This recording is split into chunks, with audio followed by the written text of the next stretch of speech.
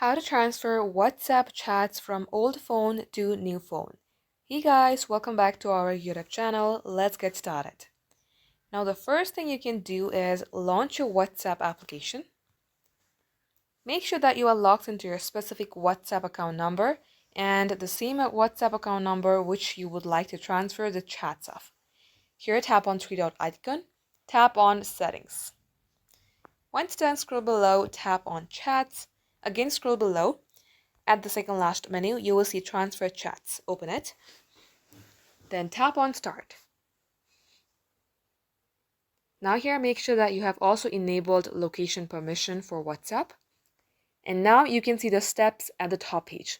First of all, you have to download WhatsApp on your new phone.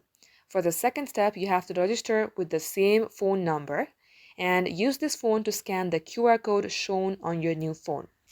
As it is so, you will see this exact page where it says transfer chat history to Android phone, and instead of start, you will see continue in your new phone. So you have to tap on continue and give permission for nearby devices, and within a couple seconds, your chats will be transferred from old phone to your new phone.